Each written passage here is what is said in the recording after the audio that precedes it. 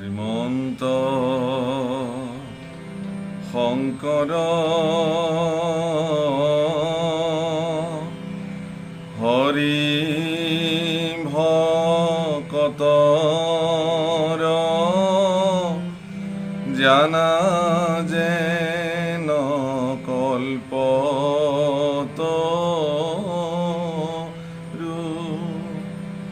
তাহান্ত বিনাই নাহি নাহি নাহি আমাৰ পৰম গুৰু ৰাম আমাৰ পৰম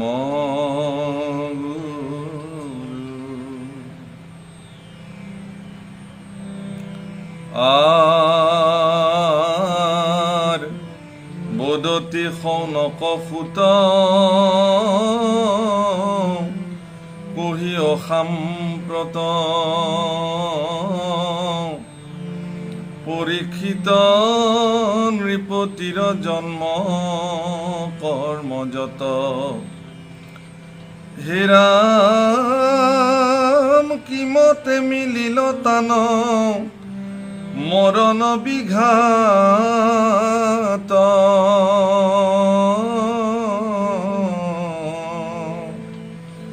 ও মরি কোন গতি পাইলা কহি ও সাক্ষাৎ বাপসকল আইসকল সমস্তৰে শ্ৰীচৰণত প্ৰণিপাত নিবেদন কৰিছোঁ আৰু আজিৰ এই ভাগৱত পাঠৰ প্ৰাৰম্ভণিতে মই বিশেষভাৱে ভগৱানৰ ওচৰত প্ৰাৰ্থনা কৰিছোঁ তিনিচুকীয়া জিলাৰ বাঘজানত যি তৈলখাদত যি লেলিহান অগ্নিশিখাই বহু জীৱক তাপিত কৰি আছে এই মুহূৰ্তটো ভগৱানৰ ওচৰত কাতৰে প্ৰাৰ্থনা কৰিছোঁ হে ভগৱন্ত পুৰুষ তোমাৰ কৃপাদৃষ্টিৰে এই প্ৰলয়ংকাৰী অগ্নিশিখাক তুমি নিৰ্বাপিত কৰা আৰু তাপিত জীৱসকলক তুমি ৰক্ষা কৰা কৌটি কৌটি প্ৰাৰ্থনা জনাইছোঁ প্ৰভুসকল আৰু ইয়াৰ লগে লগে মোৰ এই অনুষ্ঠানলৈকে আপোনালোক সকলোকে স্বাগতম জনাইছোঁ আজি আমি দেখিলোঁ যে সম্পূৰ্ণ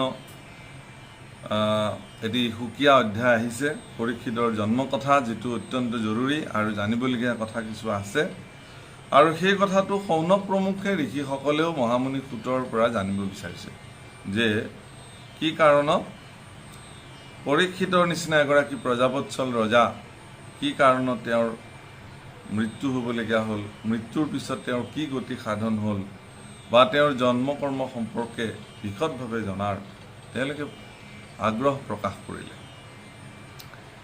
হে ৰাম গৰ্ভতে দিলন্ত দেখা যাক দামোদৰে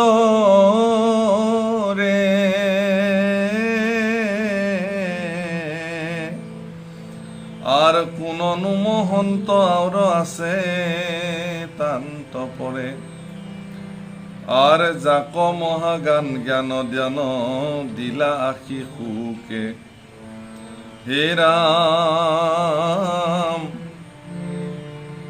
হে রাম যাক মহাজ্ঞান দান দিলা আখি সুকে কৈৱান কথা শুনো পৰময়ু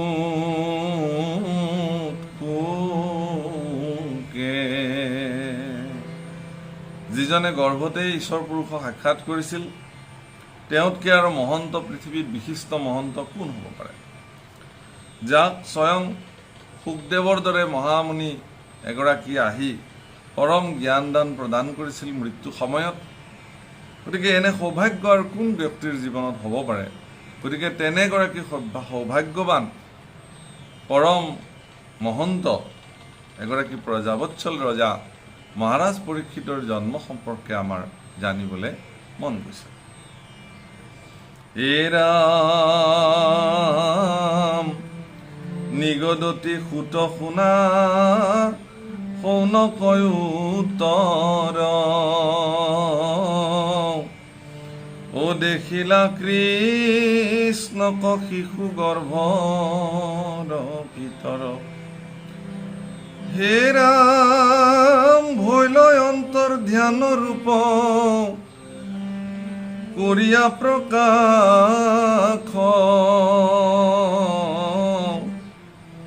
ভৈলা গৰ্ভ আশী পাছে পূৰ্ণ দশমাস। গতিকে সুতে শৌনক প্ৰমুখে ঋষিসকলক ক'লে যে কৃষ্ণক তেওঁ গৰ্ভতেই দেখিলে এই শিশুটোৱে, আৰু দেখা দি তেওঁ অন্তৰ্ধান হ'ল, আৰু ইয়াৰ পিছতে পূৰ্ণ দশমাস সম্পূৰ্ণ হ'ল, আৰু অনন্তৰে আশী শুভ মংগল বেলাত পাণ্ডৱৰ বংশধৰ পুত্ৰ হৈ যায়, আৰু অনন্তৰে তেওঁ আহি পৃথিৱীত জন্ম। এয়া পৰীক্ষিতৰ জন্মৰ শুভক্ষণ। হে ৰাম দেখি যুধিষ্ঠিৰ নৃপ পৰম হৰিষে, আৰ জাত কৰ্ম কৰিলা ব্যাসৰ উপদেশে। আৰ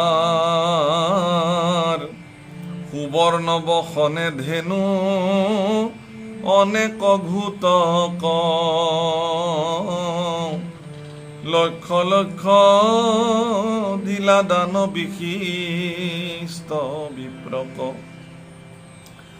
হে ৰাম তুষ্ট হুয়া ঋষিগণ গণি কৰি স্থিৰ,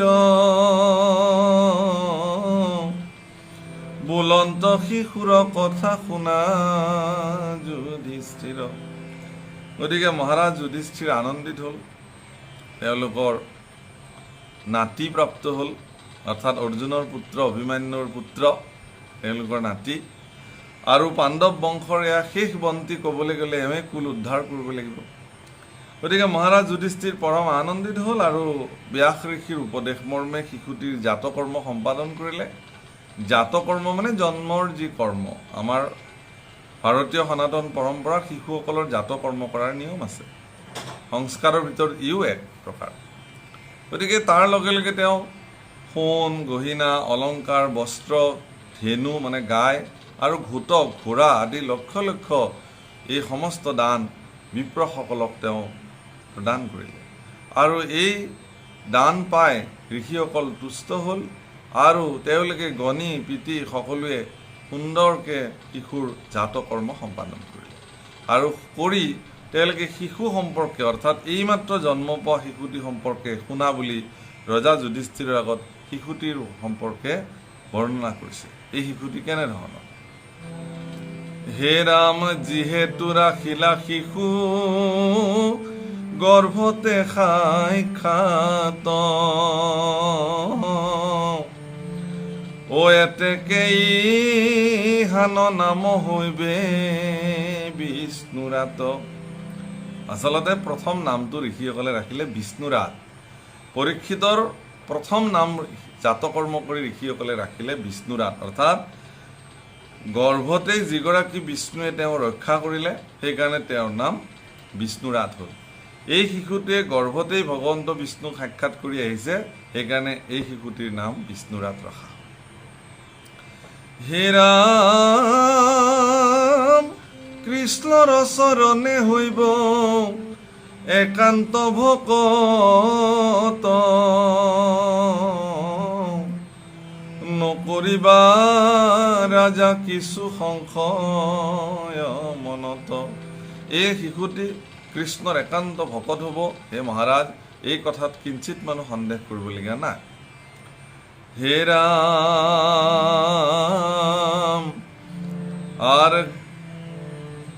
আৰ ইক্ষাকু নৃপতি যেন পালিবে ক প্ৰজা,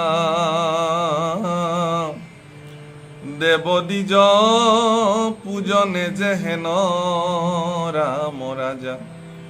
যেনেকে ইক্ষাকু বংশত শ্ৰীৰাম ৰূপে আহি ভগৱন্তই প্ৰজাসকলক ৰামৰাজ্য প্ৰতিষ্ঠা কৰি পালন কৰিছিল, এই শিশুটিও ঠিক ইক্ষাকু বংশৰ নিচিনাকে অত্যন্ত প্ৰজাবৎসল্যভাৱে প্ৰজাসকলক নিজৰ পুত্ৰসম দৃষ্টিৰে তেওঁ পালন কৰিব পাৰিব। হে মহাৰাজ এই সম্পৰ্কে আৰু কোনো সন্দেহ নাই। হে ৰাম আৰ হইবে ক শৰণদাতা যেন উখিনৰ বাঢ়িবে ক যশ যেন ৰাজা ভৰতৰ।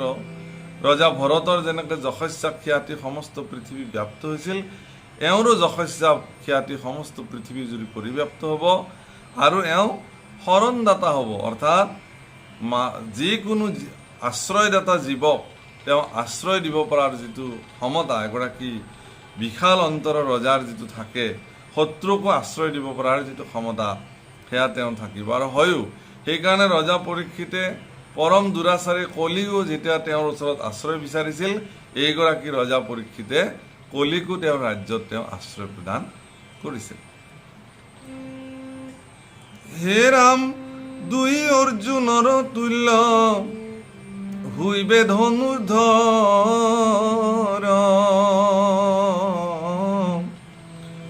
প্ৰতাপে আদিত্য যেন গম্ভীৰে সাগৰ। অৰ্জুন কি? অৰ্থাৎ অৰ্জুনতকে দুগুণ ধনুৰ্ধৰ হব এই শিশুটি। অৰ্থাৎ পৰীক্ষিত অৰ্জুনতকৈও দুগুণ ধনুৰ্ধৰ শক্তিশালী আছিল, যিজনে নিজৰ হাতত ধনু ধৰি কলিক নিগ্ৰহ কৰিবলৈ যাওঁতে পৃথিৱী এবাৰ পৰ্যটন কৰি চক্ৰৱৰ্তী ৰজা হিচাপে স্বয়ং প্ৰতিষ্ঠিত হোৱাৰ সৌভাগ্য পৰীক্ষিতৰ ঘটিছিল। এই কথাবিলাক আমি পৰৱৰ্তী পাম, তেতিয়া আমি বিস্তৃতভাৱে আলোচনা কৰিম। হে ৰাম আৰ যেন ব্ৰহ্মা সকল লোকত তুল্যমতি, তেখনে প্ৰসন্ন যেন হইবে পশুপতি। প্ৰতাপে আদিত্য যেন গম্ভীৰে সাগৰ, সূৰ্যৰ নিচিনা পৰম প্ৰতাপশালী, সমুদ্ৰৰ নিচিনা গহীন, ব্ৰহ্মাৰ নিচিনা সকলোতে তুল্য পূজ্য হ'ব। আৰু শিৱ যেনেকৈ অলপতে সন্তুষ্টি হয়, এওঁ অকণমান তেওঁক কোনোবাই মানে পূজন কৰিলে তেওঁ সন্তুষ্টি হ'বলগীয়া এজন ব্যক্তি হিচাপে নিৰ্ণীত হ'ব। প্ৰভুসকল, মই আপোনালোকক এইখিনিতে এটা বিশেষ কথা কৈ থওঁ। এই যে বিশিষ্ট ভাগৱতসকলৰ বৰ্ণনা ভাগৱতে কৰি গৈ আছে, আমি ইয়াক কেৱল পৰীক্ষিতৰ বৰ্ণনা বুলি শুনি থাকিলে কিন্তু একো নহ'ব, লাভ নহ'ব। এই চৰিত্ৰবিলাক আমাৰ জীৱনতো প্ৰয়োগ কৰিব লাগে। সেইকাৰণে ভাগৱতে যশস্যা অন্যান্য ব্যক্তিসকলৰ যশস্যা ভাগৱতে কৰিছে। অৰ্থাৎ ভাগৱত হ'ল ভগৱানৰ লীলা আৰু যশস্যা গুণকাৰী এখন বিশিষ্ট শাস্ত্ৰ। কিন্তু এই শাস্ত্ৰটো ভগৱন্তক ব্যতিৰেকেও কোনোবা যদি অন্য চৰিত্ৰ বিশেষৰ যদি ইয়াত তুলনা কৰিছে, কাৰোবাৰ প্ৰশংসা কৰিছে, যে জানিব তেওঁ ঈশ্বৰ সমকক্ষ পুৰুষ। সকলোৰে প্ৰশংসা ভাগৱতে নকৰে। তাৰমানে যদি ভাগৱতে ঈশ্বৰ ব্যতিৰেকে অন্য ব্যক্তি বিশেষে তেওঁলোকৰ চৰিত্ৰক যদি প্ৰশংসা কৰিছে, তাহলে সেই চৰিত্ৰসমূহ প্ৰশংসনীয় চৰিত্ৰ আৰু ঈশ্বৰৰ কাৰণে মান্য চৰিত্ৰ। সেইকাৰণে সেই চৰিত্ৰসমূহৰ এইকাৰণে প্ৰশংসা কৰা হৈছে যাতে সেই চৰিত্ৰসমূহ আমি গ্ৰহণ কৰিব পাৰোঁ। আমি যদি তেনেকুৱা সাগৰ সম গভীৰ হৈ যাওঁ, সূৰ্যৰ নিচিনা প্ৰতাপশালী লোক পৃথিৱীত হ'বলৈ যত্ন কৰোঁ, ব্ৰহ্মাৰ নিচিনা সকলোতে পূজ্য আৰু তুল্য হোৱাৰ কাৰণে আমি প্ৰয়াস কৰোঁ, অলপমানতে সন্তুষ্টি হ'ব পৰাৰ যিটো ক্ষমতা শিৱৰ যিটো আছে এগৰাকী পৰম বৈষ্ণৱ হিচাপে, গতিকে এই গুণসমূহ মানুহে জীৱনত ধাৰণ কৰিব পৰাটো মানুহৰ এটা জীৱনৰ অন্যতম উদ্দেশ্য হ'ব লাগে। সেইকাৰণে ভাগৱতে বৰ্ণনা কৰিছে। আপুনি যদি ভাবি থাকে এইবিলাক পৰীক্ষিতৰ চৰিত্ৰ, বিষ্ণুৰাতৰ চৰিত্ৰ আমি শুনিব লাগে, বাছ ইমানে নহয়। শুনিলোঁ আৰু এইবিলাক পৰীক্ষিতৰ চৰিত্ৰ হ'ব, পৰীক্ষিত তাতে আছে, নহয়। সেইবিলাক আমাৰ জীৱনত প্ৰয়োগ হ'ব লাগে। হে ৰাম আৰ ৰন্তি দেব সমান উদাৰ হইবে মতি, পৰম ধাৰ্মিক যেন নৃপতি যজাতি। আপোনালোকে মন কৰিছে যে এজন ব্যক্তিক ঋষিসকলে তেওঁৰ যশস্যা গুণ কৰিবলৈ যাওঁতে অন্যান্য বৰিষ্ঠ লোকসকলৰ চৰিত্ৰসমূহ আনি তুলনা কৰিছে। অৰ্থাৎ এজন ব্যক্তিৰ চৰিত্ৰত বহু ব্যক্তিৰ চৰিত্ৰৰ যেতিয়া সমাৱেশ ঘটিব, তেওঁ ঈশ্বৰতুল্য ব্যক্তিলৈকে ৰূপান্তৰ হৈ যায়। অৰ্থাৎ তেওঁক ৰামৰ দৰে ৰজা হ'ব বুলি কৈছে, আপোনাৰ ভৰতৰ দৰে যশস্যাশালী হ'ব বুলি কৈছে, ব্ৰহ্মাৰ দৰে পূজ্য হ'ব বুলি কৈছে, শিৱৰ দৰে মানে অলপতে সন্তুষ্টি হ'ব পৰা লোক বুলি কৈছে, ৰন্তি দেৱৰ দৰে তেওঁ উদাৰ হ'ব বুলি কৈছে, যজাতি নৃপতিৰ দৰে ধাৰ্মিক হ'ব বুলি কৈছে। তাৰমানে যজাতি নৃপতিৰ জীৱনৰ আটাইতকৈ গুৰুত্বপূৰ্ণ চৰিত্ৰ হ'ল তেওঁ ধাৰ্মিক ৰজা। সেই ধৰ্ম চৰিত্ৰটো পৰীক্ষিতৰ জীৱনত সমাৱেশ ঘটিব। গতিকে এনেকুৱা বিশিষ্ট লোকসকলৰ চৰিত্ৰৰ সমাৱেশ এজন ব্যক্তিৰ তাতে যেতিয়া ঘটে তাহলে সেই ব্যক্তিজন সৰ্বপূজ্য ব্যক্তিলৈ ৰূপান্তৰ হয়। হে ৰাম যেন বলি ৰাজা এন্তে পৰম ধৈৰ্য প্ৰহ্লাদ সদৃশ হইবে কৃষ্ণৰ ভকত। বলি ৰজাৰ দৰে পৰম ধৈৰ্যশালী, প্ৰহ্লাদৰ নিচিনা কৃষ্ণৰ ভকত, আর এহেন্তে করিবে তিনি যজ্ঞ অশ্বমেধ, পাখণ্ডক দণ্ডী সবে করিবে নিষেধ, একেরথে জম্বুদ্বীপ পাইবে মহাবলী, ধর্ম পৃথিবীর পদে নিগ্রহিবে কলি। এবাৰ এবাৰকে 3 বাৰ অশ্বমেধ যজ্ঞ সম্পাদন কৰিব আৰু দুষ্ট দৈত্যসকলক তেওঁ দণ্ডিত কৰিব আৰু মহা জম্বুদ্বীপৰ প্ৰতি হ'বৰ কাৰণে একেৰথে এবাৰ যাত্ৰা কৰি সমগ্ৰ জম্বুদ্বীপৰ প্ৰতি হ'বৰ কাৰণে তেওঁ সামৰ্থ্য হ'ব, মহাবলশালী হ'ব আৰু ধৰ্মক ৰক্ষা কৰিব, ধেনুৰূপী বসুমতীক ৰক্ষা কৰিব আৰু কলিক নিগ্ৰহ কৰিব।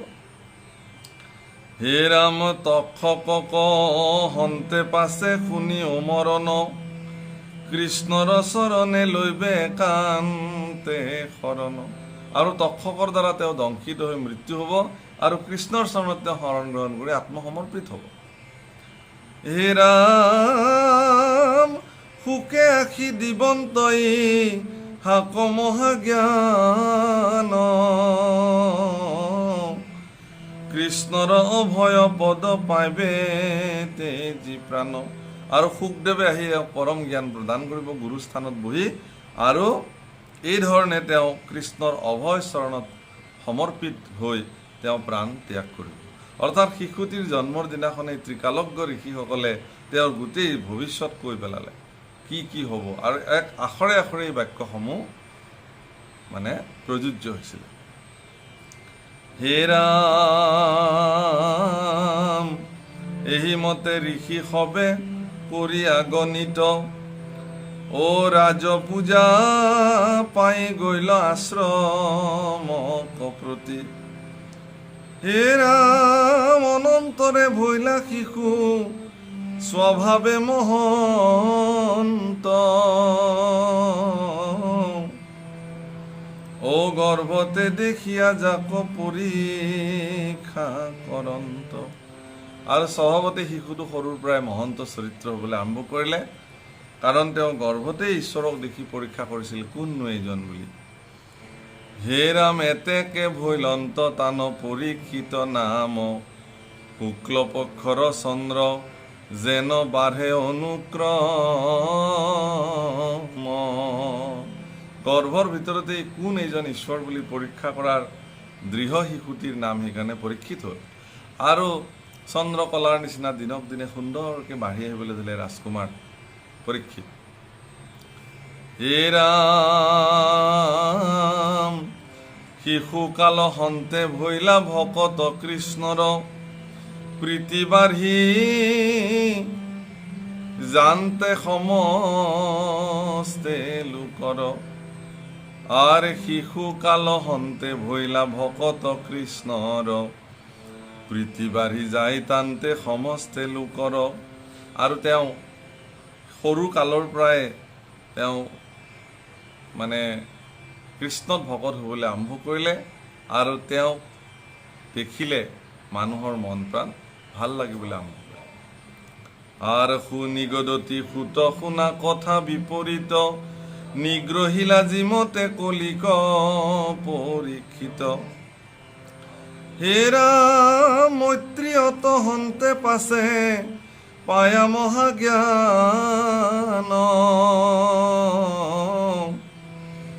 আৰ আখিল বিদুৰ দুনাই পাণ্ডৱৰ থান। আৰ সবান্ধৱে নৃপতি পূজিলা অনুৰাগে, লয়া ধৃতৰাষ্ট্ৰ কপলাইলা নিশা ভাগে। আর নপায় বৃদ্ধ পিতৃক নৃপতি কান্দিলন্ত, আর নারদে কহিলা পাছে সকল বৃত্তান্ত। আর আখিলা অর্জুন মহাদুখে মুখ ম্লান কহিলা কৃষ্ণর ইটু বৈকুণ্ঠ পয়ান শুনি নৃপতির ভৈলা মনত বিষাত পরীক্ষিত নাতিক দিলন্ত দণ্ডপাত হেৰা মথুৰাত নিয়া ৰাজা পাতিল বজক পাছে পাঞ্চু ভাই গৈলা উত্তৰ দিশক আর জর পিশাচর যেন বিকৃত কুবেশ কৃষ্ণতে অর্পিয়া প্রাণ করিলা বিদেশ কৃষ্ণর শোকত কুন্তি তেজিলন্ত জীব কৃষ্ণ স্মরি মরিলন্ত দ্রুপদর জীব পাইলন্ত কৃষ্ণর পদ দুয়ো মহাসতী ভৈল পরীক্ষিত পাছে প্রধান নৃপতি। অতি সংক্ষেপে মহাভাৰতৰ কিছু অত্যন্ত তাৎপৰ্যপূৰ্ণ কথা ইয়াত ব্যাখ্যা কৰিছে। পৰৱৰ্তী সময়ত আমি ইয়াৰ কিছু কিছু কথা শুনিবলৈ পাম। মূল কথা এইখিনিয়ে যে যি মহামতী বিদুৰে কুৰুক্ষেত্ৰ যুদ্ধৰ প্ৰাৰম্ভণিতেই ৰাজ্য এৰি গুচি গৈছিল আৰু তেওঁ গোটেই ভাৰতবৰ্ষৰ তীৰ্থস্থানসমূহ ভ্ৰমণ কৰিলে আৰু তাত তেওঁ মৈত্ৰীয়ক পৰম বান্ধৱ মৈত্ৰীয়ক লগ পালে। মৈত্ৰীয়ৰ শ্ৰীমুখে তেওঁ ভাগৱত কথা শুনিলে আৰু মৈত্ৰীয়ৰ শ্ৰীমুখে তেওঁ কৃষ্ণ বৈকুণ্ঠ প্ৰাণৰ খবৰো প্ৰাপ্ত হ'ল আৰু এইভাৱে বিদুৰ পুনৰ আহি পেলাই নিজৰ ৰাজ্য উপস্থিত হ'ল আৰু দেখিলে যে ইতিমধ্যে বিদুৰক সকলোৱে সা সন্মান কৰি তাতে বহুৱালে আৰু গম পালে যে ধৃতৰাষ্ট্ৰও তাৰ পৰা পলালে, অৰ্থাৎ তেওঁ বানপ্ৰস্থলৈ ক'ৰবাত গুচি গ'ল। ক'ত গুচি গ'ল আৰু কোনেও নাজানে ধৃতৰাষ্ট্ৰ ক'লৈ গ'ল। কিন্তু তাৰ পিছতে অৰ্জুনে আকৌ কৃষ্ণৰ খবৰ ল'বলৈ দ্বাৰকালৈ গ'ল। গৈ তাতে দেখে যে কৃষ্ণ পুৰুষো নাই, ইতিমধ্যে ভগৱান কৃষ্ণও গুচি গৈছে। এই দুখৰ খবৰ আনি অৰ্জুনে যেতিয়া দিলে, তো এই কথাৰ পিছত পঞ্চ ভাই পঞ্চ পাণ্ডৱেও তেওঁলোকেও ৰাজ্যভাৰ সমস্ত এৰি তেওঁলোকে উত্তৰ দিশে গমন কৰিলে। তেওঁলোকো গুচি গ'ল, মানে তেওঁলোকো সন্ন্যাস ল'লে। কৃষ্ণৰ মৃত্যুৰ বা কৃষ্ণৰ বৈকুণ্ঠী প্ৰয়াণৰ খবৰ পায়, কৃষ্ণৰ প্ৰয়াণৰ খবৰ পায় তেওঁৰ পৰম ভক্তা কুন্তী দেৱীয়ে শোকত বিভল্ল হৈ লগে লগে প্ৰাণ ত্যাগ কৰিলে।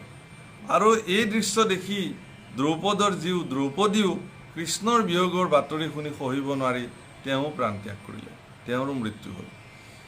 ইয়াৰ পিছত মানে সকলো কথাৰে চালি জাৰি চাই এইগৰাকী পৰীক্ষিতকে হস্তিনাপুৰৰ ৰজা হিচাপে তেওঁ প্ৰধান নৃপতি হিচাপে তেওঁ ৰাজপাটত অধিষ্ঠিত কৰোৱা হ'ল।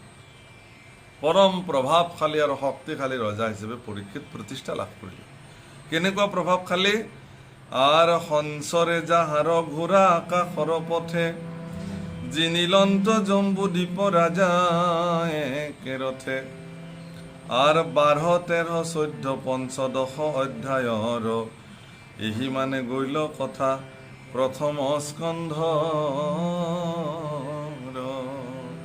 প্ৰভাৱশালী ৰজা পৰীক্ষিত যে হ'ল তাৰ একমাত্ৰ উদাহৰণ যে যাৰ ৰথ আকাশৰ পথেৰে গতি কৰে তীব্ৰ বেগেৰে। ইমান প্ৰভাৱশালী ৰজা পৰীক্ষিত। ইয়াৰ পিছত তেওঁৰ বৰ্ণনা পাম আমি। অত্যন্ত সুন্দৰ বৰ্ণনা কৰিছে কেনেকৈ কলি আদিক নিগ্ৰহ কৰি ধৰ্ম আৰু পৃথিৱীৰ কথোপকথন, সেইবোৰ অত্যন্ত তাৎপৰ্যপূৰ্ণ কথা ভাগৱতত আমাৰ কাৰণে প্ৰয়োজনীয়।